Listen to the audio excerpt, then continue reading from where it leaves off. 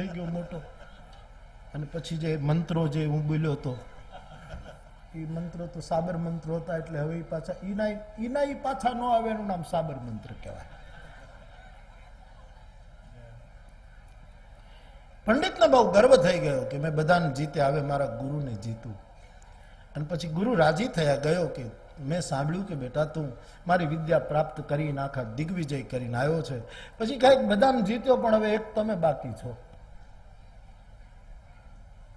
સારું, એક કબૂતર હાથમાં લેતો. આ વાતને જુદી જુદી રીતે કહેવાય છે, પણ અહીં આ રીતે એક કબૂતર પોતાના ખેસની અંદર આમ સંતાડીને આવ્યો અને પોતાના ગુરુને કહે કે હવે તમારી પરીક્ષા કરવી કે શું, કે મારા હાથમાં એક કબૂતર છે, એ મરેલું છે કે જીવતું છે, એ તમે કહી દો. ગુરુને ખોટો પાડવો. સાહેબ, જો ગુરુ કહે જીવતું છે તો ગળું મરડી દેવું, એટલે મરેલું, ગુરુને ખાટું.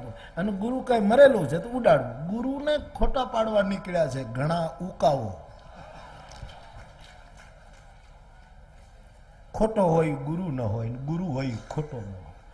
એટલા માટે આપણે ત્યાં મધ્યકાલીન સમયમાં ગુરુની આગળ સદ શબ્દ વપરાયો, નહીતર ઉપનિષદમાં કેવલ અને કેવલ ગુરુ શબ્દ છે. કોઈ પણ જગ્યાએ ઉપનિષદમાં ગુરુની આગળ સદ શબ્દનો પ્રયોગ થયો નથી. ગુરુ એટલે ગુરુ, પણ સદ શબ્દ મધ્યકાલીનમાં તુલસી વાપરે, કબીર વાપરે.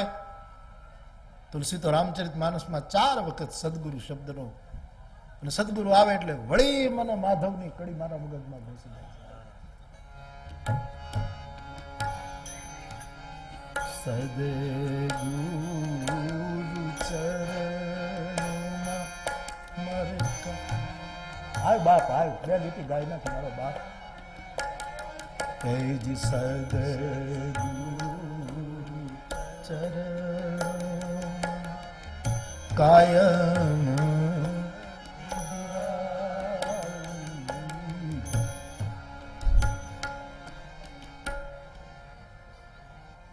પહેલી વાર મેં માધુભાઈ પાસે સાંભળેલું, એટલે યાદ હાજર છે એટલે એની પાસે ગવડાવું.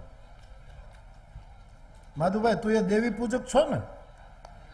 હા, ગમે તે નાત હોય, હવે તો દેવી પૂજક બધા ઝપટ બોલાવો યાર. માધુભાઈ તો પેલા છે, પણ હવે તો બધા દેવી પૂજક ને આપણાથી.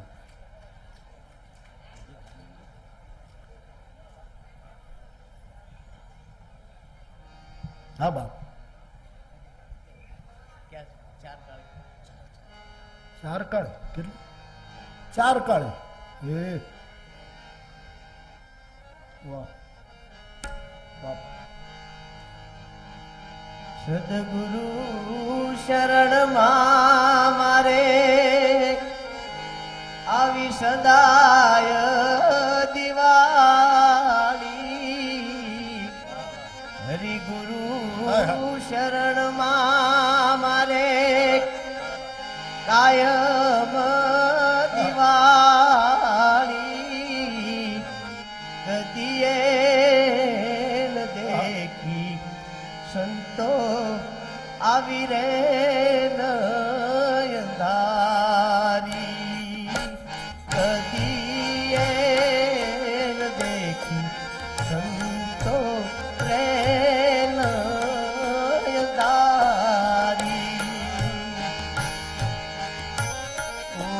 સદગુરુ એ ચરણમાં મારે કાયમ દિવાળી.